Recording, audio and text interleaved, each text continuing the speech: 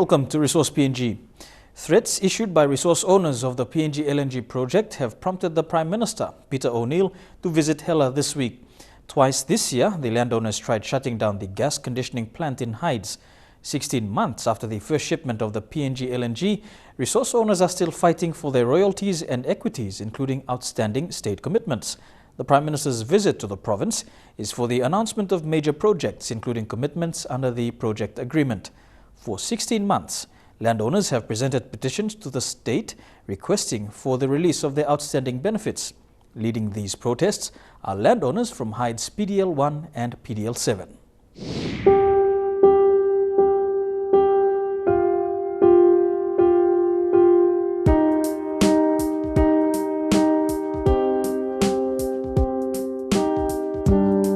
While proceeds from the PNG LNG project has been coming into the country, a party to the project, the landowners are still waiting for their royalties, equities and outstanding government commitments.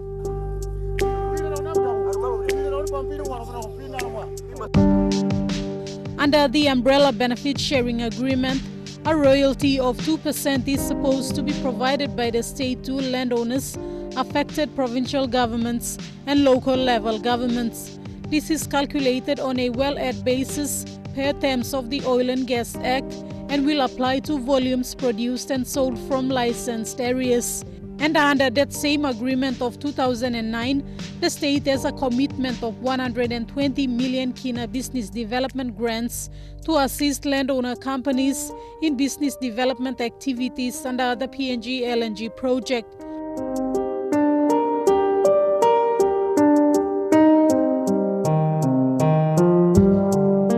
Landowners from Hides Petroleum Development License Area 1 are still waiting for the outstanding business development grant of 19 million kina.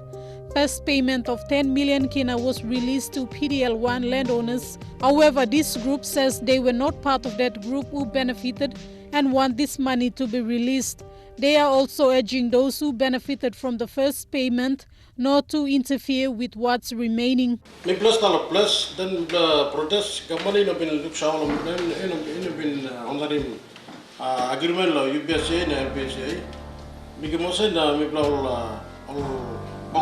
of the people of plus or Karina, then young leaders will protest, then we ready to stopping project and stopping condition plan ice. Because most coming up now, then I'm been put him 21 points.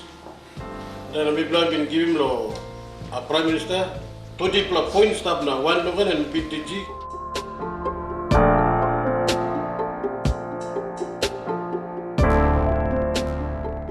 Another group from Hides PDL 7 want their royalties to be paid out and on several occasions have threatened to shut down the gas conditioning plant. Most landowners have been camping in Port Moresby, requesting government to fast-track their payments. These are all same issues that we have, we have been putting up in the media, petition after petition, and the team here have agreed that that petition is considered as the final petition. We will no longer give other petitions. The plant is located in Hides PDL 7. The wellheads in Juha, the wellheads in Hides 1, the wellheads in Angora are all piped to PDL 7. So PDL 7 is considered as is a center point and is the heart of the LNG project. So if anything happens, all the project will be affected.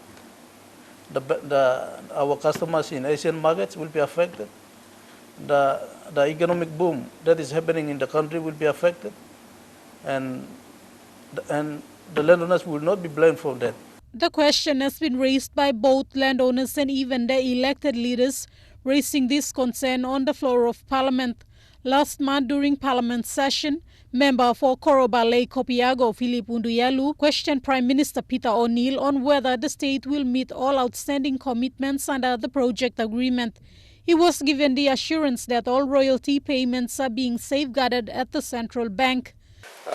Stamped up when 100 containers shipment has been made, there's no indication from the national government as to when the equity and royalty will be paid. Export of the LNG brings in a revenue, and part of that revenue includes royalties and equity, which are due to the landowners. That is parked immediately in the trust account so that none of the agencies of government or anyone else is managing it outside of the trust account itself. Mr. Speaker, until such time we resolve all those issues between the landowners of various factions, no funds will be distributed until every issue is resolved to the satisfaction of all parties.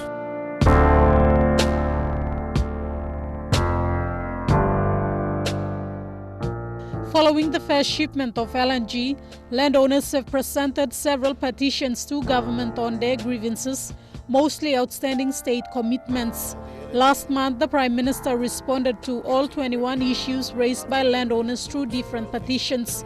In his response, the Prime Minister said the most critical issue which needs immediate attention is the process of clan vetting, which has been outstanding since signing of the UBSA and license-based benefit sharing agreement in 2010.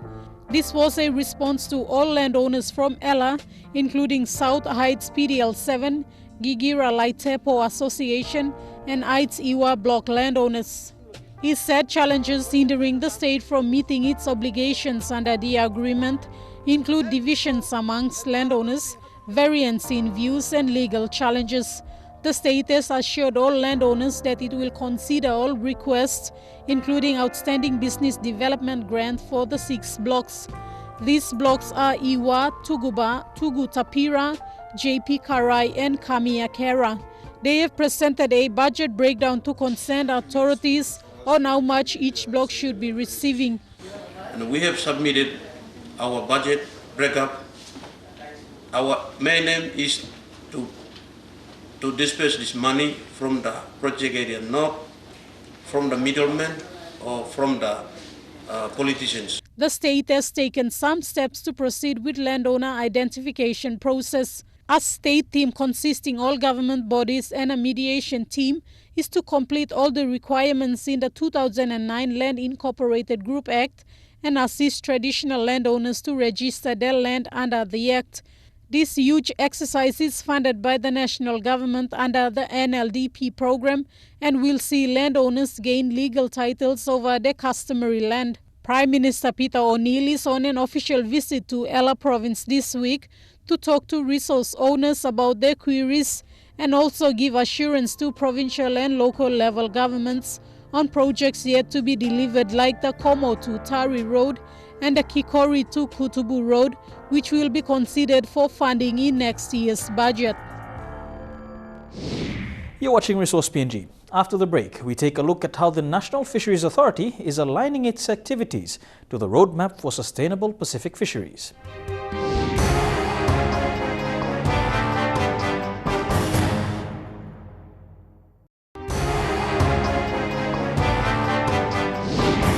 Welcome back to Resource PNG. To Fisheries Now, and the National Fisheries Authority is confident that the fisheries industry in PNG will be able to align its activities to the Roadmap for Sustainable Pacific Fisheries. The roadmap was adopted by Pacific leaders in the recent Leaders Forum. It has been called an ambitious roadmap, but the Managing Director of the NFA, John Kasu, says much of what is being proposed in the roadmap is already practiced in PNG.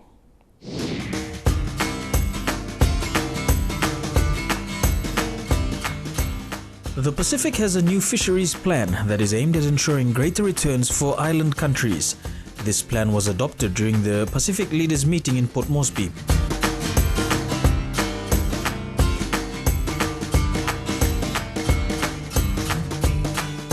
The Roadmap for Sustainable Pacific Fisheries is an ambitious plan that lays out the pathway for fisheries within the Pacific region. This plan includes a list of comprehensive strategies and indicators which are aimed at achieving success in both the tuna and coastal fisheries.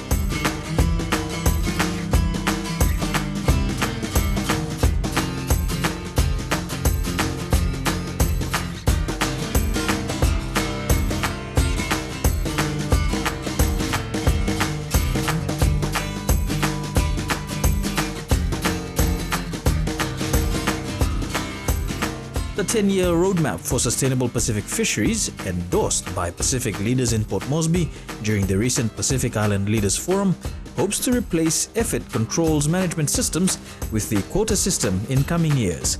Director General of the Pacific Islands Forum Fisheries Agency, James Movic, agrees the quota system will be a good basis to better manage the sustainable conservation of the region's fisheries stocks. I think as the chairman has said, it's extremely exciting and positive that the leaders have endorsed what the regional ministers themselves have adopted as their roadmap.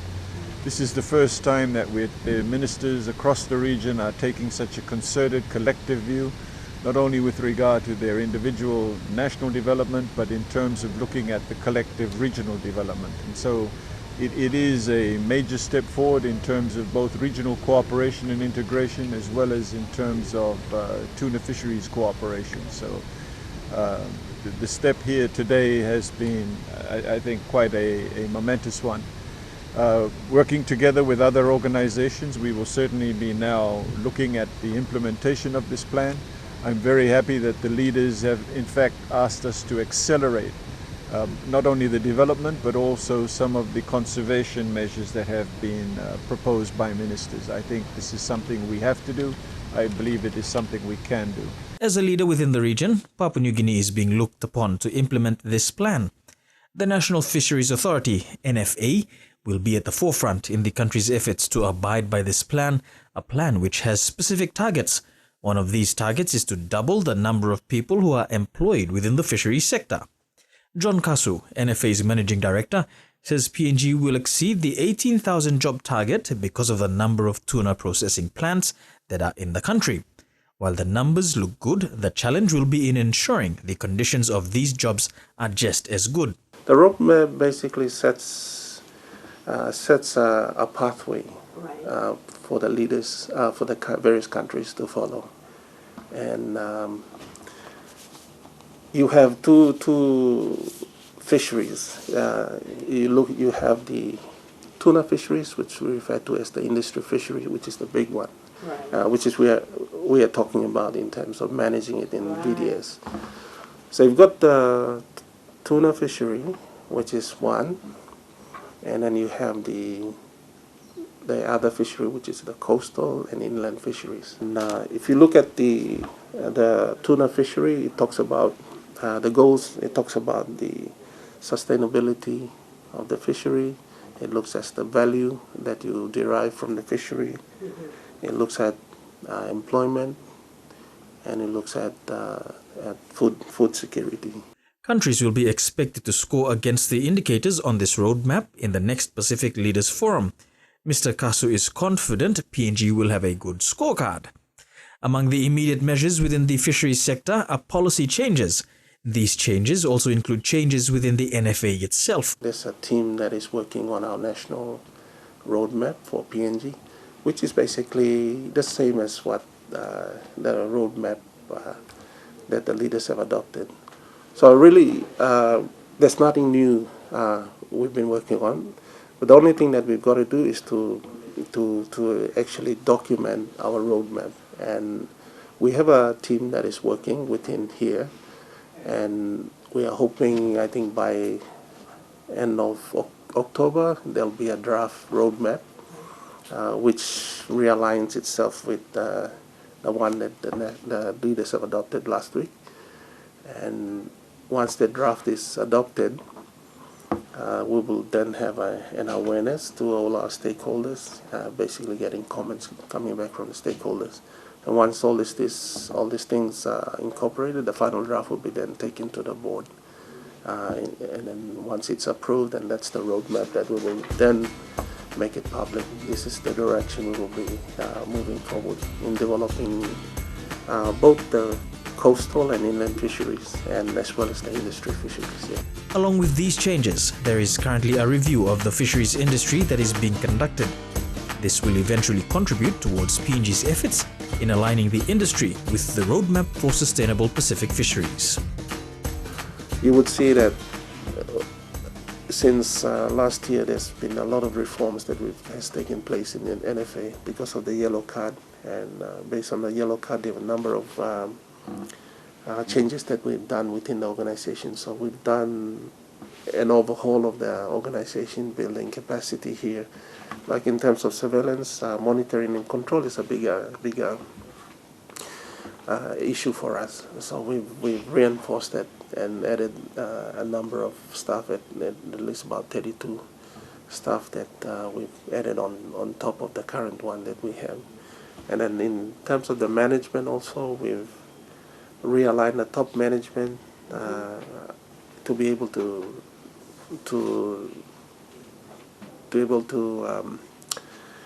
meet the reforms that we've made over the last year or so since the yellow card. There's been quite a number of reforms that we've done. There were three major areas in terms of the tuna management plan. We've reviewed the tuna management plan. It's already been approved and gazetted. Then the Fisheries Management Act is the review of the Fisheries Management Act. And I think you would know that that has gone through Parliament and has been already endorsed, and it was effective as of 1st of June this year. We're currently working on a last bit of it, which is the fisheries regulations. Okay. This is currently underway, and we're hopeful that by October that should be already approved by NEC. So that's the last bit, and then the other area is actually on the monitoring, control, and surveillance. This is a big. These are three main areas, and monitoring, control, and surveillance is a bigger area that is ongoing, because this is the one that we look at surveillance. We're looking at how we monitor the activities that are taking place right throughout the country, the different licenses that we issue. That's basically monitoring and controlling. Making sure that they are developing the fisheries in line with the conditions according to the management plan and so forth. Yeah, because I think the leaders, all of us acknowledge that we need to review and realign and make all these reforms to be able to better what we are doing here at NFA in managing our fisheries. Because fisheries is, as the leader says, is the most important sector. And for us, I think we are fortunate because we have mining and agriculture and the others. But if you look at the small island states, it's only fisheries that bring the revenue into the country to be able to develop, improve their livelihood, and all those things that we talk about.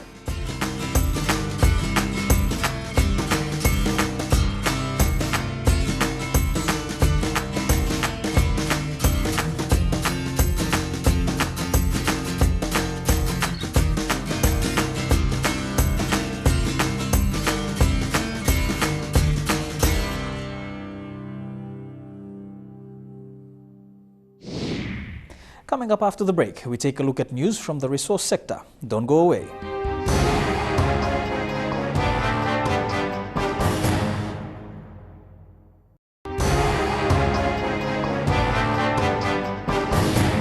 Welcome back. Time now to take a look at what's been making news in the resource sector.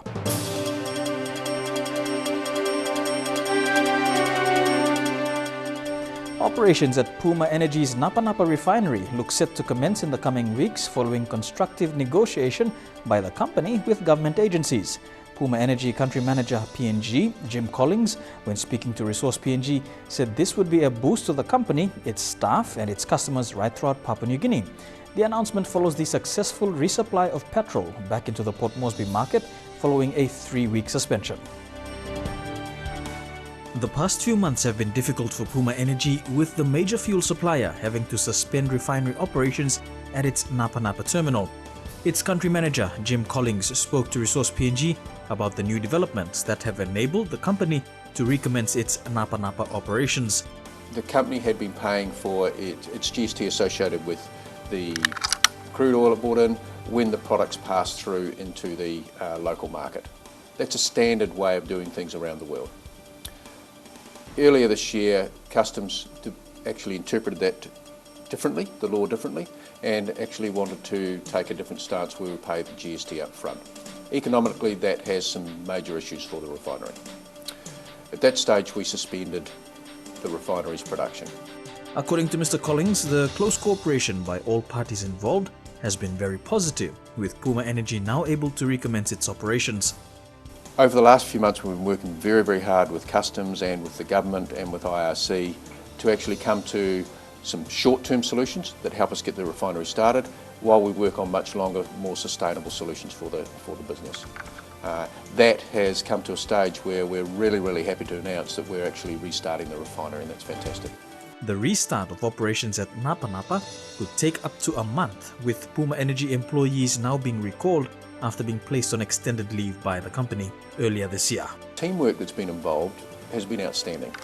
There's always been healthy tension, and that should be, because it's a big issue, so therefore we have to have the right amount of tension. But everybody has gone into this with the right intent. That intent is to make sure that the right investments and the right flow of supply is here in Papua New Guinea for the future, and it's sustainable.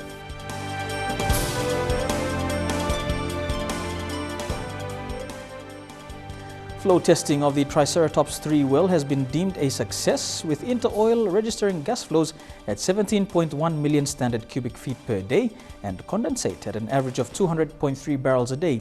PNG Industry News reports Interoil CEO Michael Hession saying the well testing underscored the region's prospectivity.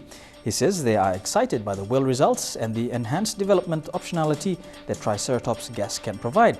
The flow was stabilized over a number of 5-hour intervals and measured through a 72 by 64-inch choke by the flow constrained by tubing.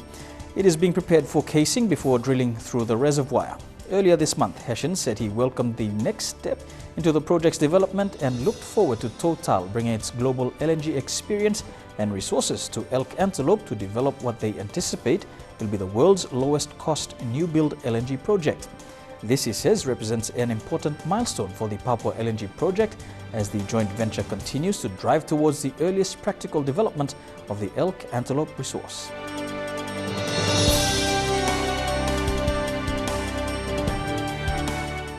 Moving on, and 3C Technology has signed a contract with Nautilus Minerals to provide a simulator and site monitoring system for its seafloor production tools to be used at the company's Solwara 1 site in PNG. PNG Industry News reports the simulator will be built into a 30-foot container and will train operators how to effectively manipulate the SPTs during mining operations. It will have the same consoles and control software used in the SPTs, with the virtual environment behaving as close to real-world conditions as possible.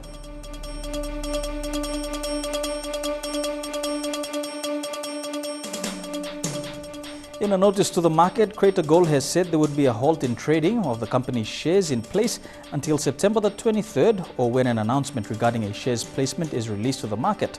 Last month, Crater responded to an Australian Securities Exchange inquiry regarding its negative cash flows in its June quarter report. The company said it was confident that it will have adequate funds to continue operations and meet its business objectives through future gold sales, seeking out potential investors and continuous financial support from majority shareholder Free Fire Technology. It also said that it anticipates that the high-grade zone site at its Crater Mountain mine will turn cash flow by the end of the year.